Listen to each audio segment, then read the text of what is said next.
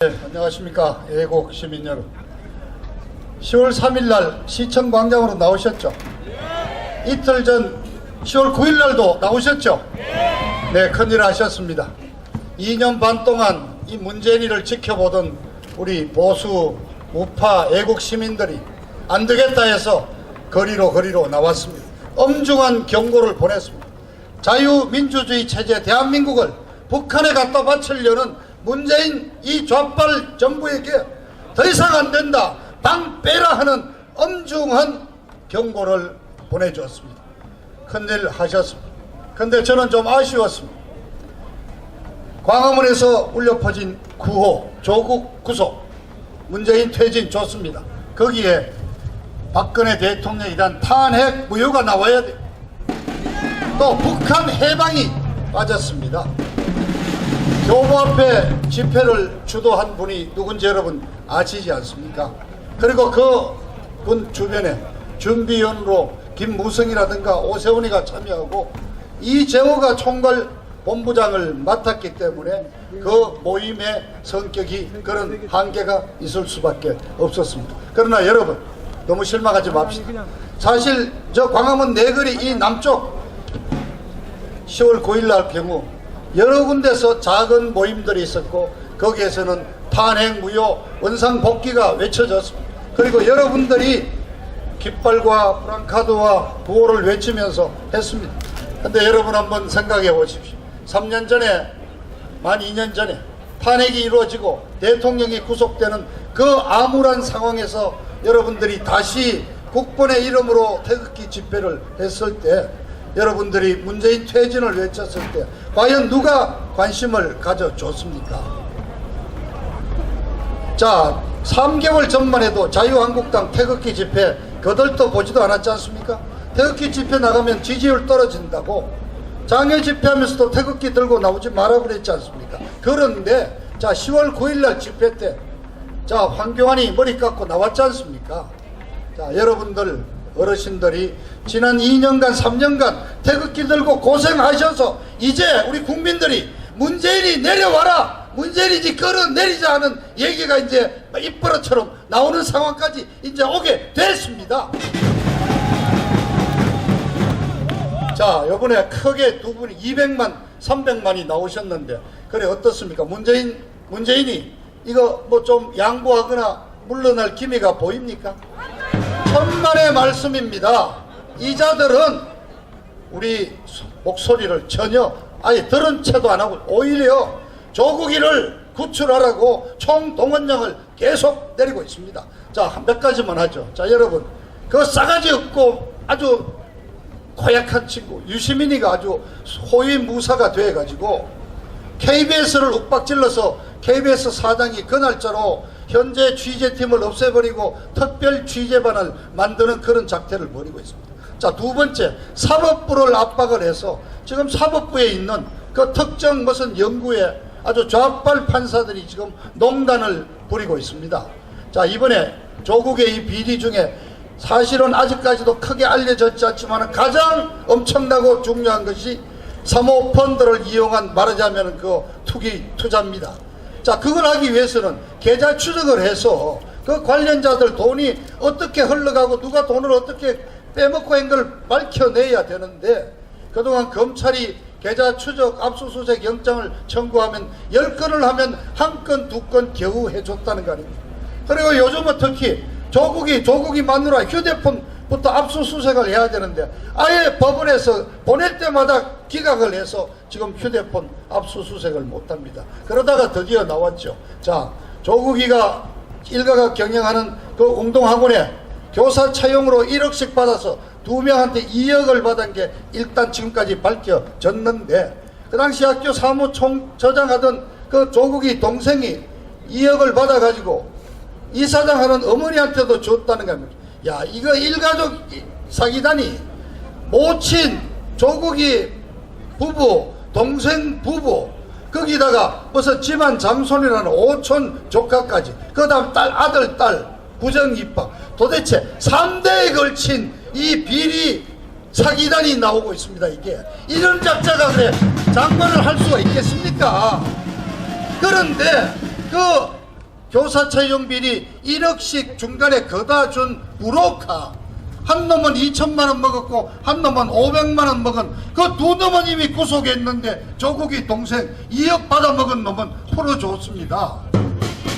이게 지금 일어나서는 안 될 이런 농단이 벌어집니다. 그런데 더 심각한 업무가 진행됩니다. 아까 도태우 변호사가 잠깐 말씀했지만은 갑자기 민주당이 공수처 법안을 이달에 통과시키겠다고 지금 나오고 있습니다.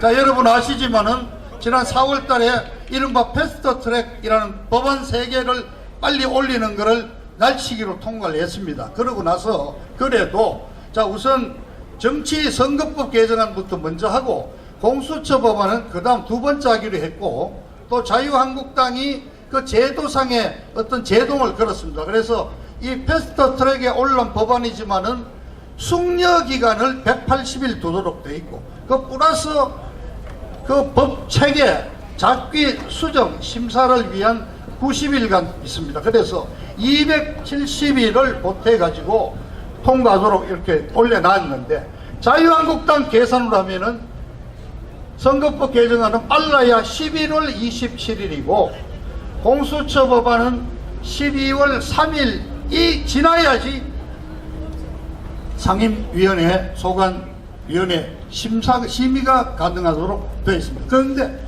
갑자기 이 민주당 애들이 180일간 숙려기간이 없다 해서 자기들 계산을 해가지고 이달 10월 28일로 끝나기 때문에 29일 날부터 공수처 법안을 심의를 하겠다는 겁니다.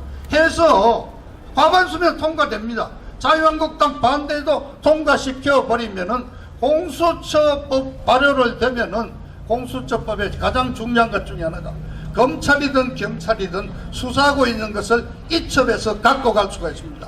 그래서 이 각본대로 된다면은 11월 초쯤에 공수처에서 윤석열 검찰총장에게 조국 장관 일가 비리를 공수처로 이첩하라 그래서 자기들이 흐지부지 만들고 그냥 장관 자리 그냥 계속 뭉개고 있겠다는 이런 음모를 지금 내놓습니다.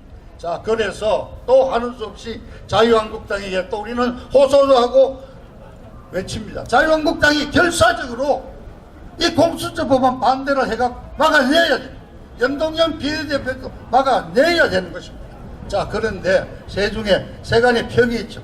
민주당이 참 복이 많아가지고 야당 복을 타고났다고 야당이 야당답게 노력을 못합니다.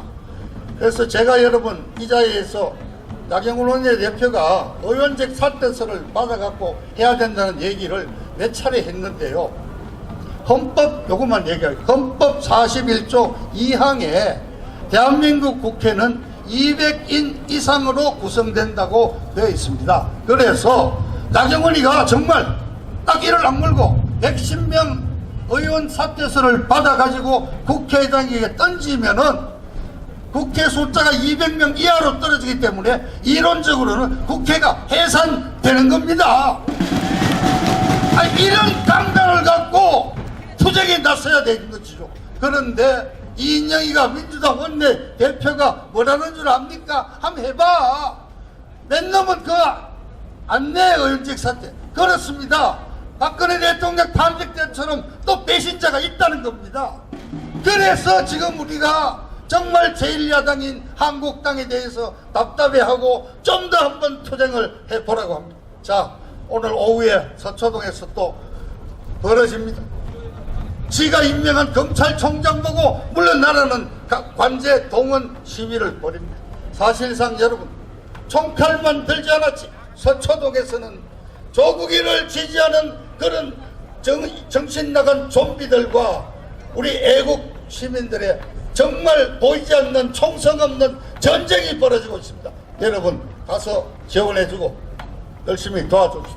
그런데 마지막으로 하나만 묻겠습니다. 만일에 문재인이가 갑자기 어느 날 조국이 사퇴를 시키면은 그걸로 전쟁 끝납니까? 아닙니다. 이 싸움은 조국이 사퇴 여부에 관계없이 이제 문재인을 끌어낼 때까지 계속되는 싸움인 것입니다. 여러분, 자, 구호 한번 같이 외치죠. 조국 구속, 조국 구속, 문재인 타도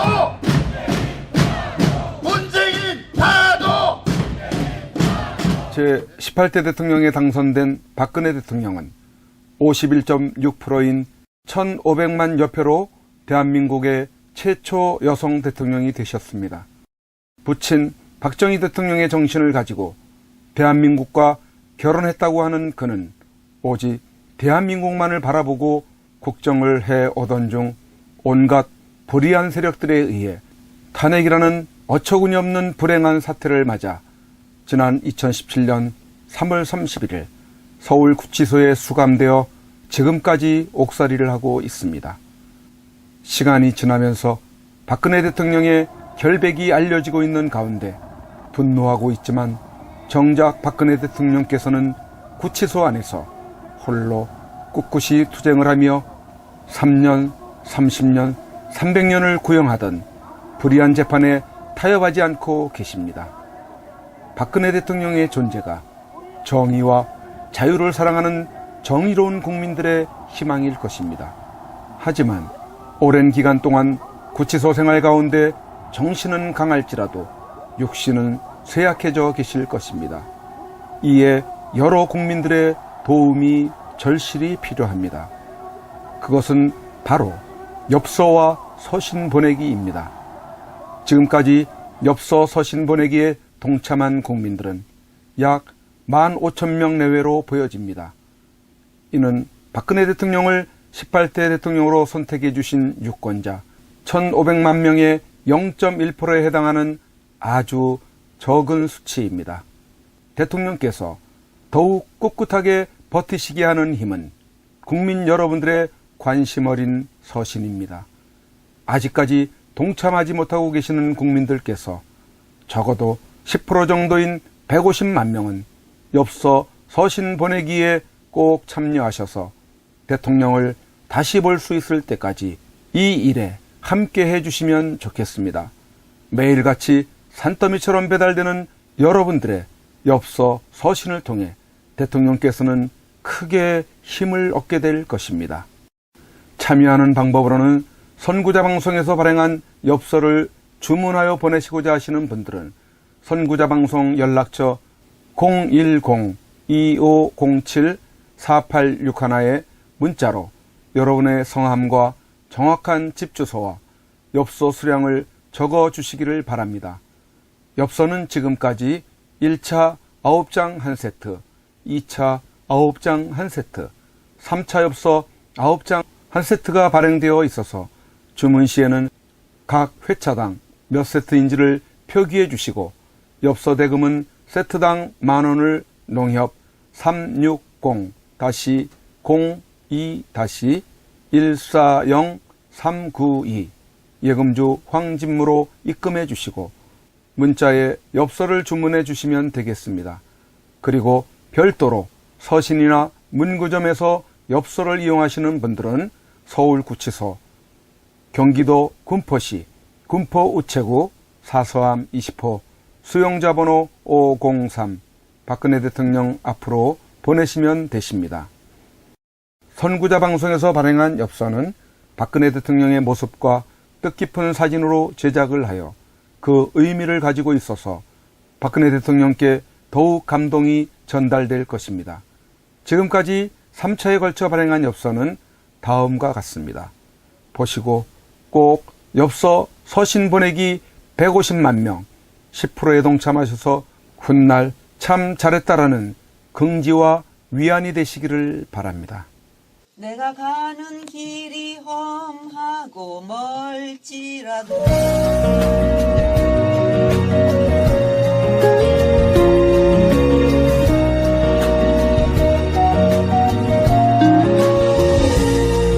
내가 가는 길이 험하고 멀지라도 그대 함께 간다면 좋겠네. 우리 가는 길에 아침 햇살 비치면 행복하다고 말해주겠네. 그대와 행복을 만들어요.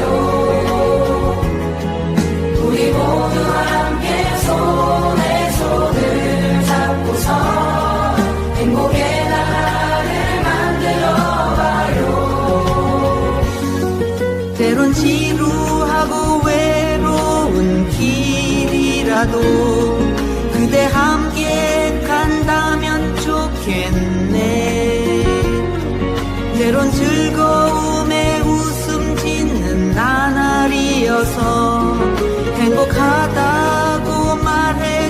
받겠네.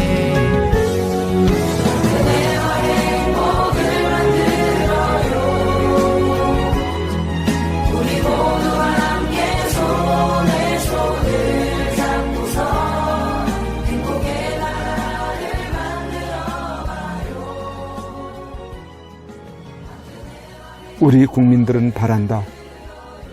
부디 대통령님께서 강한 정신력으로 버티시고 건강을 유지하셔서 반드시 복귀하시고 형편없이 무너지고 부패하고 비리 공화국이 되어버리고 빨갱이들로 점령되어버린 이 땅을 기경하여 다시 씨를 뿌리고 옥토로 만들어 다음 통일한국을 일구어갈 나라로 만들어 주기를.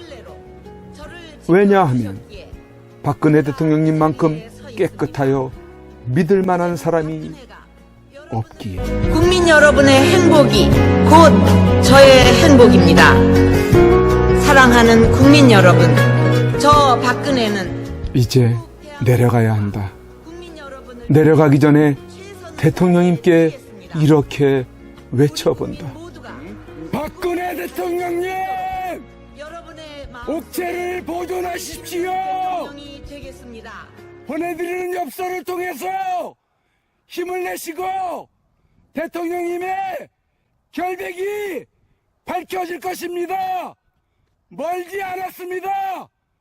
더 꿋꿋이 버텨주시고 많은 국민들을 통해서 많은 엽서를 또 많은 편지를 보내드리도록 그렇게 힘쓰겠습니다. 건강을 지켜주세요. 안녕히 계세요. 은혜와 행복을 만들어요. 우리가